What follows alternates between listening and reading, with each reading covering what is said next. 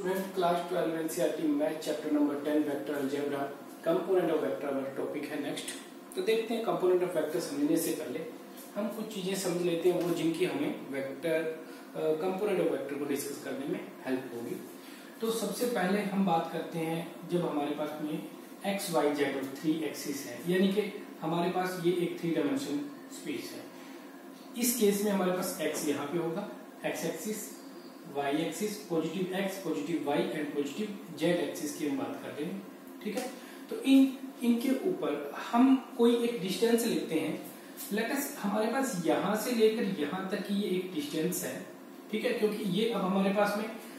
Magnitude भी होगा यहाँ पे और हमारे पास में ये एक डायरेक्शन भी बताएगा। तो हम यहाँ पे इसको वेक्टर ही कंसीडर कर रहे हैं। ये एक वेक्टर है हमारे पास और एक इस डायरेक्शन में भी ये एक वेक्टर है और एक सिमिलरली इस डायरेक्शन में वेक्टर है। ठीक है, आपको ये पता है कि ये अगर एक्स एक्सिस है तो इसके ऊपर में आपके पास में वाई और जेड के कंपोनेंट, वो वाई और जेड की वैल्यू इसके ऊपर में 0 होगी। यानी कि अगर मैं इस पॉइंट की बात करूं तो ये पॉइंट की कोई भी अगर मान लो 1 वैल्यू है तो 1 0 0 इस पॉइंट की नोटेशन होगी और सिमिलरली ये पॉइंट की 0 1 0 नोटेशन होगी और इस पॉइंट की बात करें तो ये होगा 0 0 और 1। ठीक है, अब हम बात करते हैं कि लेट अस ये एक इस एक्सिस पर एक यूनिट डिस्टेंस है। ठीक है, तो ये ए कंसीडर किया पॉइंट हमने, बी और ये सी पॉइंट। ठीक है, तो यहां से हमारे पास ओरिजिन से लेकर ओ तक की जो डिस्टेंस है, ओरिजिन से ओ तक की डिस्टेंस,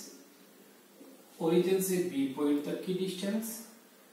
और ओरिजिन से ए, ओरिजिन से बी और ओरिजिन से सी पॉइंट तक की जो डिस्टेंस है।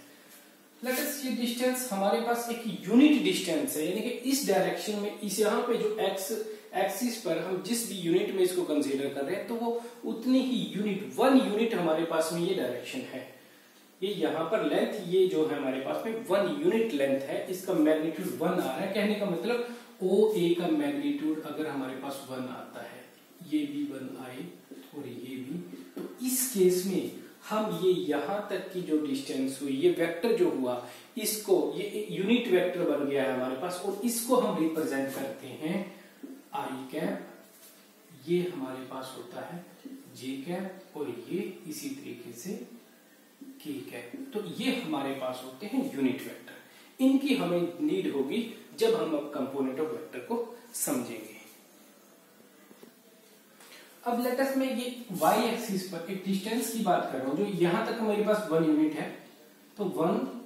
2 और 3 मैं यहां तक की बात अगर करूं तो ये डिस्टेंस कितनी होगी मेरे पास? ये डिस्टेंस एक्चुअली में ये 1 यूनिट थी, यानी कि इसका मैग्नीट्यूड 1 था। यहां से लेकर यहां तक 1 यूनिट, तो ये 1 2 3 यहां तक की डिस्टेंस बनती है 3 यूनिट। ठीक है, तो और ये मैग्नीट्यूड के अकॉर्डिंग ये वैल्यू हमने बोला है इसको j, तो ये हमारे पास में हो गया j कैप, यानी कि यहां से लेकर यहां तक की डिस्टेंस मेरे पास हो जाएगी 3 j कैप। तो इस तरीके से हमारे पास में कोई भी जो हमने कंपोनेंट बताना होगा तो इसी के अकॉर्डिंग हम वहां पर बात करेंगे। इसी तरीके से अगर मेरे पास कोई पॉइंट यहां तक ये डिस्टेंस है, एक पॉइंट मेरे पास यहां पे मैं लूं एक्स एक्सिस पर, तो इसकी डिस्टेंस क्या हो जाएगी? 1 यूनिट 2 यूनिट, यानी कि यहां तक 2 यूनिट और यूनिट वेक्टर है मेरे पास आई, तो ये यानी कि यहां तक की डिस्टेंस हमारे पास हो जाएगी 2i और इसी तरीके से यहां पर भी इसी तरीके से डिस्टेंस हमारे पास जो भी जितनी भी वैल्यू होगी उसके अकॉर्डिंग आ जाती है। तो सबसे पहले हम बात करते हैं component of vector in 2 dimension. तो सबसे पहले हम यहाँ पे एक 2 डायमेंशन के अंदर में एक पॉइंट कंसीडर कर लेते हैं। यहाँ पर कोई एक पॉइंट है, लेट अस ये पॉइंट की कोऑर्डिनेट है हमारे पास पॉइंट P के x और y, यानी कि ये पॉइंट यहाँ पर आपके पास ओरिजिन से यहाँ तक की जो डिस्टेंस है वो है आपके पास x और यहाँ से ओरिजिन से जो आपके पास में ये डिस्टेंस है, ये डिस्टेंस है आपके पास y डिस्टेंस। तो यहाँ तक आपके पास y डिस्टेंस और ये आपके पास x डिस्टेंस है। ये O हो गया, ये आपके पास A और ये B, इस तरीके से हमने x और y एक्सिस। तो यहाँ पर हम डिस्कस करें, हमारे पास जो ये पॉइंट के लिए एक पोजीशन वेक्टर होगा, ये वेक्टर, इस वेक्टर के क्या रिप्रेजेंटेशन होगी, क्या ये वेक्टर होगा, वो हमने अब फाइंड आउट करना है। तो देखते हैं हमारे पास वेक्टर सम के अकॉर्डिंग बात करें तो यहां से लेकर यहां तक ये एक डिस्टेंस जो है इसको हम एक वेक्टर के अकॉर्डिंग रिप्रेजेंट कर सकते हैं, और यहां से लेकर ये डिस्टेंस को, यानी कि ये ओ ए हो गया, ओ से लेकर ए तक डिस्टेंस, और ये ओ से लेकर बी यानी कि ओ बी वेक्टर हो गया। तो इस एक्सिस पर इस एक्सिस पर मैं बात करूं, एक्स एक्सिस पर आई हमारे पास होगा यूनिट वेक्टर, यहां से लेकर यहां तक की जितनी लेंथ होगी हम उस लेंथ को मैग्नीट्यूड यूनिट वेक्टर के साथ में अगर मल्टीप्लाई कर दें, एक्स की हमने मल्टीप्लाई कर दी यूनिट वेक्टर के साथ, तो ये डिस्टेंस यहां तक मेरे पास मैग्नीट्यूड जो आ गया है वो मेरे पास यहां तक की लेंथ हो गई एक्स आई, तो ये मेरे पास यहां तक की लेंथ हो गई है। सिमिलरली यहां से लेकर यहां तक की हो जाएगी वाई जे कैप। तो उसके अकॉर्डिंग अब मैं बात करूं कि ये डिस्टेंस मेरे पास यहां से लेकर यहां तक की डिस्टेंस क्या होगी। तो आपने वेक्टर एडिशन में हमने रीड किया है कि अगर एक वेक्टर हमारे पास इस तरीके से है, दूसरा वेक्टर अगर इस तरीके से है, तो हमारे पास में रिजल्टेंट उनका सम जो है वो इस डायरेक्शन में होगा, उनके अपोजिट डायरेक्शन में होगा। और किस तरीके से कि अगर जो डिस्टेंस ये है और प्लस में ये डिस्टेंस, दोनों का सम हमारे पास आ जाएगा। तो देखते हैं यहां पे हमारे पास में ये डिस्टेंस है एक्स आई, और ये डिस्टेंस है मेरे पास, ये एक्स आई की डायरेक्शन ये है, और यहां से लेकर ओ से लेकर बी की जो डिस्टेंस है, इस वेक्टर को मैं यहां पे अगर लेकर आऊं तो इस तरीके से ये रिप्रेजेंट हो जाएगा। तो रिजल्टेंट क्या होगा, रिजल्टेंट इन दोनों वेक्टर का सम, ये वाई जे कहता है। तो ये एक्स आई और प्लस में वाई जे, तो ये मेरे पास में ये वेक्टर ओ से लेकर पी तक पोजीशन वेक्टर ओ पी, वो पोजीशन वेक्टर क्या हो गया, वो हो गया एक्स आई प्लस वाई जे। तो ये हमारे पास में वो वेक्टर की रिप्रेजेंटेशन होगी, यानी कि वो वेक्टर किस तरीके से आ गया, एक्स आई प्लस में वाई जे कैप, ये हमारे पास में वेक्टर है। अब आप यहां से एक बात समझो, हमारे पास में वो पॉइंट क्या था, वो पॉइंट हमारे पास था एक्स पी एक्स वाई, यानी कि एक्स फर्स्ट एक्सिस के according coordinate, y second axis के अकॉर्डिंग कोऑर्डिनेट। तो उसके अकॉर्डिंग हमारे पास में जो यहां पर वेक्टर रिप्रेजेंटेशन आई वो कैसे आई, X I and plus Y J. तो यहां से हम बात करें तो इस वेक्टर के लिए स्केलर कंपोनेंट क्या है, स्केलर कंपोनेंट है कि उस यूनिट वेक्टर के साथ में, उस एक्सिस पर यूनिट वेक्टर के साथ में कितनी वैल्यू मल्टीप्लाई में है। तो स्केलर कंपोनेंट की मैं बात करूं यहां से, तो मेरे पास है एक्स और वाई, यानी कि जितनी भी वो डिस्टेंस होगी, यहाँ पे 2 3 4 कुछ भी वो डिस्टेंस हो सकती है, वो डिस्टेंस एक्स वाई, या फिर अगर कुछ केस में हम यहाँ पे एक डिस्टेंस को एक्स ना लेके ए और इसको यहाँ पर बी की जगह पे वाई की जगह पे बी भी होता है, यानी कि पॉइंट को अगर ए बी से रिप्रेजेंट किया गया तो उस केस में आपके पास में वो ए बी हो जाते हैं, ए बी। तो ये आपके पास में, यानी कि जो स्केलर वैल्यू यहाँ पे आई के साथ में और जे के साथ में है, वो आपके पास होता है स्केलर कंपोनेंट। और वेक्टर कंपोनेंट की बात करें यहाँ पे हम, वेक्टर कंपोनेंट जो आपके पास होंगे वो होंगे कि उस मैग्नीट्यूड वैल्यू के साथ या उस स्केलर वैल्यू के साथ में हम ये आई और जे को भी रिप्रेजेंट करें, यानी कि एक्स आई एंड वाई जे, ये आपके पास में होंगे वेक्टर कंपोनेंट। अब इसी के अकॉर्डिंग स्टूडेंट अगर हम बात करें कि एक 2 डायमेंशन स्पेस में हमारे पास कोई एक पॉइंट ना होके 2 पॉइंट, ठीक है, 2 पॉइंट, तो हम बात कर रहे हैं vector joining 2 point, vector joining by 2 point. तो ये 2 पॉइंट को मिलाने के बाद में एक वेक्टर बना हमारे पास में, लेट अस से डायरेक्शन। तो इस वेक्टर के क्या कंपोनेंट होंगे हमारे पास में, वो बात अगर हम करें तो यह कंपोनेंट की बात करें, वो वेक्टर क्या होगा। सबसे पहले P और Q, ये 2 पॉइंट है, P है x1 y1 और Q है x2 y2। तो आपको पता है डिस्टेंस फॉर्मूले से जब हम डिस्टेंस निकालते थे क्लास 10 के अकॉर्डिंग, याद होगा आपको, तो डिस्टेंस हम कैसे निकालते थे, x2 minus x1 y2 minus y1, उसी अकॉर्डिंग हमने ये डिस्टेंस ही तो निकालनी है। और साथ में हमारे पास वेक्टर है, वेक्टर रिप्रेजेंट करेगा i और j के साथ में यूनिट वेक्टर लगा के। तो उस अकॉर्डिंग हमारे पास में ये जो p क्यू वेक्टर है ये कैसे रिप्रेजेंट होगा, x2 minus x1 into i and plus y2 minus y1 j, इस अकॉर्डिंग हमारे पास में ये वेक्टर रिप्रेजेंट हो जाएगा। और सिमिलरली इसी तरीके से आप बात हम अब यहां से आगे बात करें तो 3 डायमेंशन के लिए, तो 3 डायमेंशन के लिए हमारे पास में क्या होगा, 3 डायमेंशन में हमारे पास में इनके साथ में जैसे ये हमारे पास में है यहाँ पर इस तरीके से, ठीक है। तो 3 डायमेंशन में एक पॉइंट यहाँ पे है, लेट अस